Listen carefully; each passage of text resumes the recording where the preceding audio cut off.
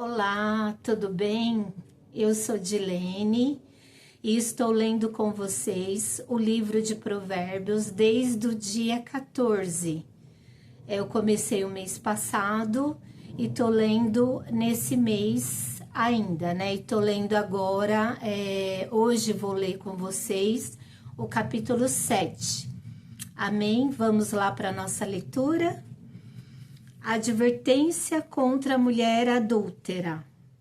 Meu filho, obedeça as minhas palavras e no íntimo guarde os meus mandamentos. Obedeça aos meus mandamentos e você terá vida. Guarde os meus ensinos como a menina dos seus olhos. Amarre-os aos dedos, escreva-os na tábua do seu coração. Diga à sabedoria, você é minha irmã, e chame ao entendimento seu parente. Eles o manterão afastado da mulher imoral, da mulher leviana com suas palavras sedutoras. Da janela de minha casa, olhei através da grade e vi entre os inexperientes, no meio dos jovens, um rapaz sem juízo. Ele vinha pela rua, próximo à esquina de certa mulher, andando em direção à casa dela. Era crepúsculo, entardecer do dia. Chegavam as sombras da noite, crescia a escuridão. A mulher veio então ao seu encontro vestida como prostituta, cheia de astúcia no coração. Ela é espalhafatosa e provocadora, seus pés nunca param em casa. Uma hora na rua, outra nas praças, em cada esquina fica à espreita. Ela agarrou o rapaz, beijou e lhe disse descaradamente: tenho em casa a carne dos sacrifícios de comunhão, que hoje fiz para cumprir os meus votos. Por isso saí para encontrá-lo. Vim à sua procura e o encontrei. Estendi sobre o meu leito cobertas de linho fino do Egito. Perfumei a minha cama com mirra, aloés e canela. Venha, vamos embriagar-nos, de carícias até o amanhecer.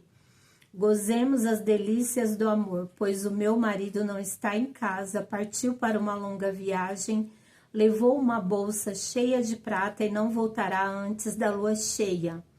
Com a sedução das palavras o persuadiu e o atraiu com o doçor dos lábios. Imediatamente ele a seguiu, como boi levado ao matadouro, ou como servo que vai cair no laço, até que uma flecha lhe atravesse o fígado, ou como pássaro que salta para dentro do alçapão, sem saber que isso lhe custará a vida. Então, meu filho, ouça-me, dê atenção às minhas palavras. Não deixe que o seu coração se volte para os caminhos dela, nem se perca em tais veredas. Muitas foram as suas vítimas. Os que matou são uma grande multidão. A casa dela é um caminho que desce para a sepultura, para as moradas da morte. Nesse versículo, nós estamos aqui vendo que está falando novamente sobre a advertência, né, contra a mulher adúltera, ou seja, uma advertência contra o adultério. E quando eu estava preparando, né, esse estudo para falar aqui com vocês, eu lembrei do caso mais emblemático da Bíblia, né, de adultério, que é do rei Davi com a Batseba, né, que futuramente virou sua esposa. E lá, no capítulo de 2 Samuel, no capítulo de 2 Samuel, no capítulo de 2 Samuel 11:12, fala sobre esse acontecimento na vida de Davi, né? Fala assim: Davi comete adultério. Aí começa no capítulo 11. Na primavera, época em que os reis saíam para a guerra, Davi enviou para a batalha Joabe com seus oficiais e todo o exército de Israel. E eles derrotaram os amonitas e cercaram Rabá. Mas Davi permaneceu em Jerusalém. Uma tarde, Davi levantou-se da cama e foi passear pelo terraço do palácio. Do terraço viu uma mulher muito bonita tomando banho e mandou alguém procurar saber quem era. Disseram-lhe: é Batseba, filha de Eliã, e mulher de Urias, o hitita. Davi mandou que a trouxessem e se deitou com ela, que havia acabado de se purificar da impureza da sua menstruação. Depois voltou para casa. A mulher engravidou e mandou um recado a Davi dizendo que estava grávida.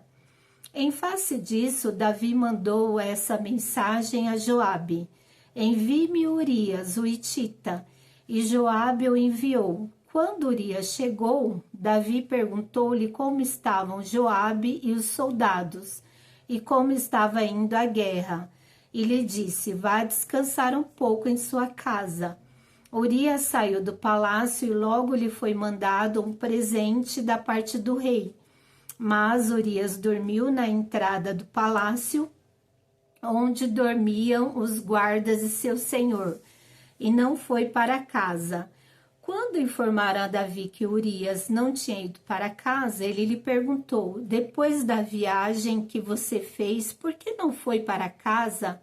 Urias respondeu: a arca e os homens de Israel e de Judá repousam em tendas. Meu senhor Joabe e os seus soldados estão acampados ao ar livre. Como poderia eu ir para casa para comer, beber e deitar-me com minha mulher? Juro por teu nome e por tua vida que não farei uma coisa dessas. Então Davi lhe disse: fique aqui mais um dia. Amanhã eu o mandarei de volta. Urias ficou em Jerusalém, mas no dia seguinte Davi o convidou para comer e beber e o embriagou. À tarde, porém, Urias saiu para dormir em sua esteira, onde os guardas de seu senhor dormiam, e não foi para casa. Então, nesse capítulo aqui, né, conta que o rei Davi, certa vez, quando deveria ter saído à guerra, ele não saiu, estava andando no terraço, né, enviou.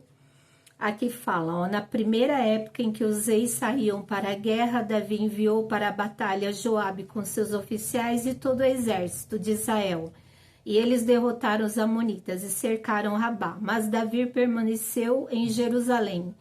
Uma tarde, Davi levantou-se da cama e foi passear pelo terraço do palácio. Então, quando ele resolveu passear pelo palácio, pelo terraço do palácio, ele avistou de lá a mulher de Urias, Batseba, e a achou muito bonita, né? E a desejou no seu coração. E quando ele deseja a mulher de Urias em seu coração, quando Davi deseja a mulher de Urias, ele a pede para chamá-la, né? Deita-se com ela e a engravida. Logo depois, Batseba manda um recado dizendo para ele, né, que ela ficou grávida. E ele decide chamar o marido dela, né, que era um dos soldados que tinha ido à guerra.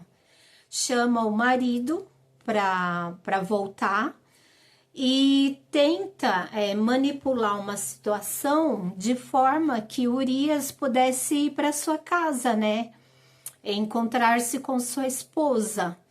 Eu acredito que ele tentou isso para que Urias se deitasse com Batseba, para justificar sua gravidez, né? De certa forma, poder esconder os fatos que haviam acontecido. E ele tenta isso por 2 vezes, né? Que Urias vá para sua casa encontrar com sua esposa e Urias simplesmente não vai. Aí, como o primeiro plano que ele arquitetou não deu certo, né, de Urias ir para casa para deitar-se com a sua esposa, ele tem outro plano. Urias volta à guerra, Depois ele manda um recado, né, pelo próprio Urias para que Joabe o coloque à frente no fronte de batalha onde era mais perigoso, onde que Urias pudesse ser morto. E foi o que aconteceu. Urias foi morto, foi assassinado na guerra. E Davi depois pegou a mulher de Urias, né, trouxe para o palácio e ficou com ela, né, casou-se com ela. E depois o Senhor, através de um profeta, repreende Davi, né, e faz ele enxergar o erro cometido que ele tinha feito.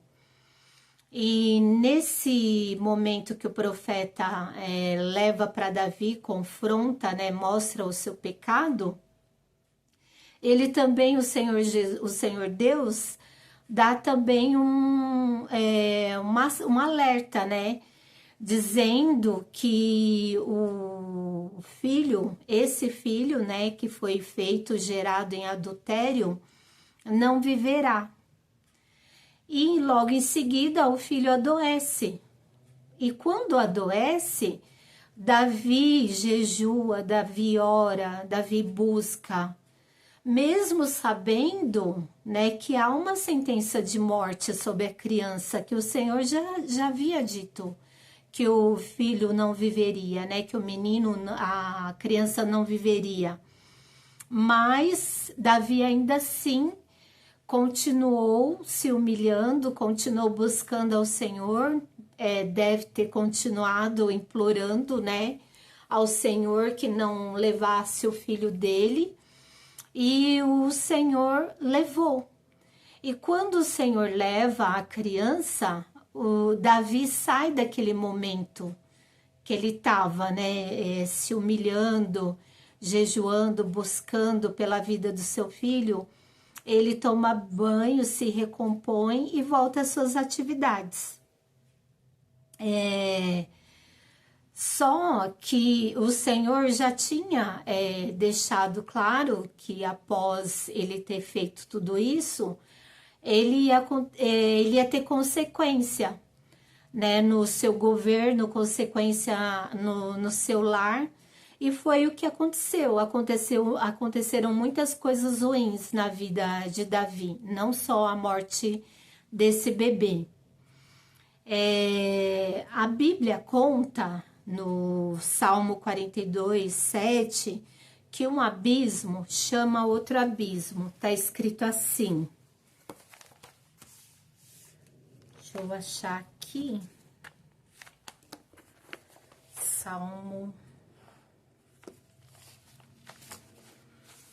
Salmo 47, 7. Abismo chama abismo, ao rugir das tuas cachoeiras, todas as tuas ondas e vagalhões se abateram sobre mim. Vagalhões aqui pode se comparar a momentos difíceis.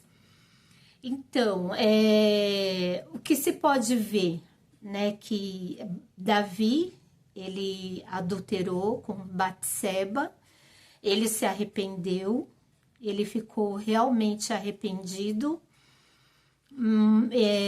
pediu perdão ao Senhor, né, buscou o perdão do Senhor, mas a consequência dos seus atos vieram, né? E a gente pode ver no comportamento de Davi, né? Isso que fala aqui na palavra, que um abismo puxa outro abismo, porque ele errou com Batseba, né? Adulterando com Batseba. Em seguida, tentando encobrir esse erro, ele foi responsável pela morte do marido dela, né? Ele cometeu, de certa forma, assassinato, né? Ele foi responsável pela morte de Urias. E aí, depois vieram as consequências ruins na sua família. Então, realmente, um abismo foi chamando outro abismo. Nós precisamos procurar ao máximo andar em retidão, né? Porque a palavra também do Senhor fala que maldição sem causa não se cumpre, né? nós precisamos procurar andar em retidão, né? Porque mesmo quando nós fazemos tudo certo, tentamos fazer tudo certinho, às vezes as coisas podem dar erradas. Imagina se a gente fazer as coisas procurando cavar o nosso próprio mal, né? Prejudicando outras pessoas, fazendo coisas que o Senhor não fica feliz, que o Senhor não fica contente, que o Senhor se entristece. Se nós fazemos coisas que entristecem o coração de Deus, né? Às vezes fazemos e se a gente não se arrepende, não tem a sensibilidade, não tem o quebrantamento para ver o nosso erro, às vezes aquele erro pode chamar um outro erro, e depois mais outro, e depois mais outro. Então, assim que nós percebemos, né, que a gente cometeu algum deslize, né, fugimos da palavra, fizemos algo que não está de acordo com a palavra do Senhor, de acordo com aquilo que o Senhor nos ensina, nós devemos imediatamente, assim que o Espírito Santo nos faz lembrar, nos faz ter essa consciência do nosso deslize, do nosso erro, a gente já tem que procurar o Senhor, pedir perdão para o Senhor e fazê-lo da maneira mais sincera possível, né? Mesmo dizendo até mesmo, o Senhor foi bom, eu gostei, me perdoa porque eu fiz aquilo, né, que não está de acordo com a tua palavra, que entristece seu coração. Por favor, Senhor, tira todos esses sentimentos ruins do meu coração, me ajuda a me consertar, Senhor, e que eu não venha fazer mais isso. A gente tem que buscar o Senhor através das orações. E para que a gente também tenha o discernimento e o entendimento daquilo que não é bom, que não é agradável ao Senhor, a gente precisa estar em contato com a palavra, conhecendo, buscando conhecer o Senhor através da palavra. Que nem Davi, ele é conhecido, chamado na Bíblia como segundo o coração de Deus. E ele andava segundo o coração de Deus, né? Ele era conhecido como segundo o coração de Deus. Mas ele ainda assim caiu em pecado, ele ainda assim errou.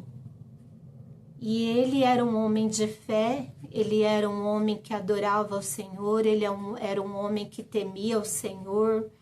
Ele viu o Senhor agir na sua vida de forma poderosa, desde o momento que ele era pastorzinho de ovelhas lá no campo. Ele já experimentava da bondade do Senhor.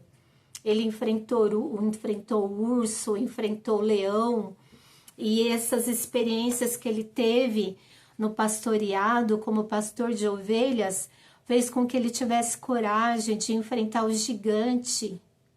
A história, a trajetória de Davi é linda. E mesmo assim ele cometeu erros. E aos nossos olhos humanos, erros gravíssimos. Mas nem por isso as falhas de Davi foram ocultadas na Bíblia. Elas estão aí relatadas. E Davi continuou buscando a Deus, continuou procurando a Deus, às vezes que errava, se arrependia, tinha o coração quebrantado, o coração humilde. E o Senhor não se afastou dele. O Senhor não retirou a graça da vida dele. Não retirou a unção. Por quê? Davi tinha o coração humilde, coração quebrantado. Porque todas as vezes que ele errava, que ele caía no erro, ele se arrependia. Nós precisamos ver em Davi um exemplo que a gente tem que seguir na sua humildade, não nos erros que ele cometeu, não. Isso daí a gente deve ver como exemplo, como algo que não se deve fazer. Mas a gente deve se espelhar nele, na sua humildade, na forma como ele se arrependia, como ele se quebrantava diante do Senhor, buscava o perdão, adorava o Senhor. Ele era um adorador. Essas coisas em Davi, nós devemos buscar para a nossa vida. O coração quebrantado, o coração humilde, um coração de adorador. O Senhor foi com Davi. Foi antes de acontecer todos esses problemas na vida dele e foi depois até o seu reinado, após o seu arrependimento, seu quebrantamento, né? O Senhor permaneceu com ele, não retirou dele a graça, não retirou dele a unção, não retirou dele o reinado, ao contrário do que foi feito com o rei Saul, porque o rei Saul não tinha esse mesmo quebrantamento, essa mesma humildade para se arrepender e buscar o perdão do Senhor. Davi nos dá um exemplo muito grande de como nós devemos agir, mesmo diante dos desafios, mesmo diante dos erros, mesmo diante de porventura quedas que tenhamos, que nós possamos vir a ter. Davi nos dá exemplo de quê? De buscar. E outra coisa que eu acho interessante na história de Davi, que quando há a sentença de morte sobre o seu primeiro filho, né, que ele teve com Batseba, ele ainda assim foi buscar do Senhor, ele foi se humilhou, ele se humilhou, ele que teve o coração quebrantado, ele buscava o perdão do Senhor, e acredito que ele buscava juntamente com isso, nesse momento, a cura do seu filho. Ele devia estar acreditando que o Senhor podia perdoá-lo a ponto de até poupar a vida do seu filho. Mesmo o Senhor já ter falado que ele tinha, que o menino ia morrer, ele jejuou, ele buscou. E eu acredito que ele possa também ter buscado que de repente o Senhor poupasse a vida do seu filho. Mas ainda assim ele tentou. Mas a sentença que o Senhor já havia dado não foi revertida. Mas ainda assim Davi tentou. Eu acredito que ele tentou. Que essa sentença fosse revertida. Ele buscou o perdão e deve ter buscado também pela cura da criança. A Bíblia não conta claramente sobre isso, mas eu acredito que ele deva ter buscado, sim. Isso é lindo, né?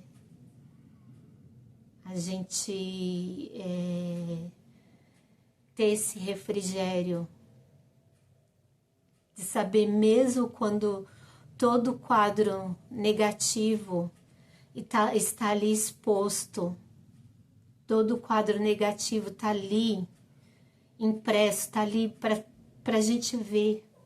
A gente não deve esmorecer, a gente pode continuar acreditando,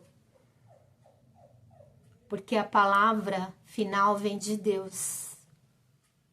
E o Senhor tanto pode dar o sim, como pode dar o não. Ele é o Senhor do mesmo jeito nos dois casos. Ele é soberano. Amém? Amém. E eu vou concluindo aqui a leitura do capítulo 7 de Provérbios e volto amanhã com o capítulo 6, tá bom? Se inscrevam no canal, quem não se inscreveu ainda. Comente, curta, compartilhe se a mensagem falou com você, se realmente fez sentido para você, foi significativa para você. Compartilhe essa mensagem. Amém? Tchau, tchau. E até amanhã o capítulo 8 de Provérbios. Tchau. Até o próximo vídeo. Tchau, tchau.